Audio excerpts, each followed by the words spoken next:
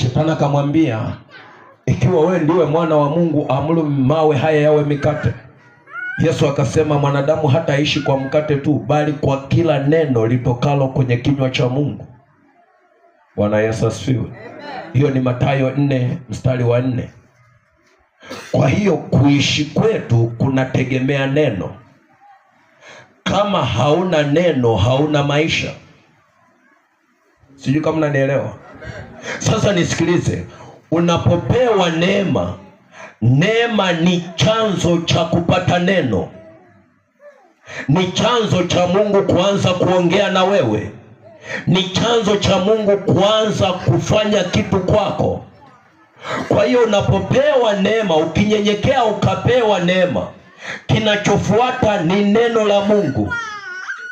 Mungu anaanza kusema na wewe, mwanangu, nafanya hii biashara, pamoja na kwamba unafanya 1 2 3, hii sio sahihi. Unatakiwa kufanya 1 2 3 ili ufike kwenye pale ambapo nimekusudia ufike. Bwana Yesu asifiwe.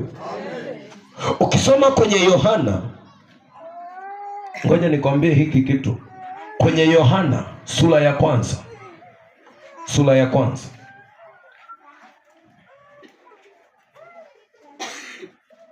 Yohana sura ya kwanza wa 14. Yohana sura ya kwanza mstari wa 14. Yohana sura ya kwanza mstari wa 14. Umeandikwa namna hii.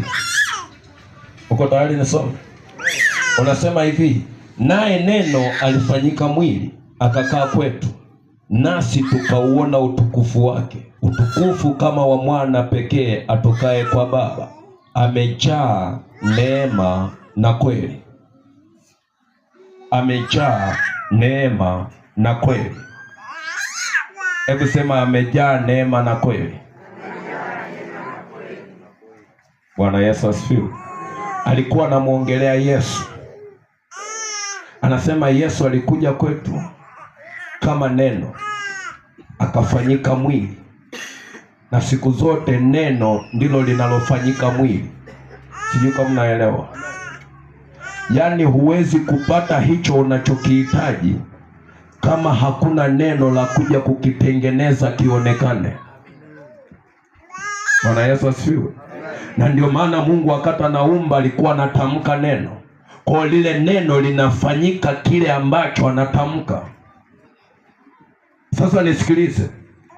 Anasema hivi, huyu Yesu aliyekuja kwetu alijaa neema na kweli. Amejaa neema na kweli. Kumbuka kwenye Yohana 17 mstari wa 17, Yesu wakati anaomba anasema, neno lako ndiyo kweli.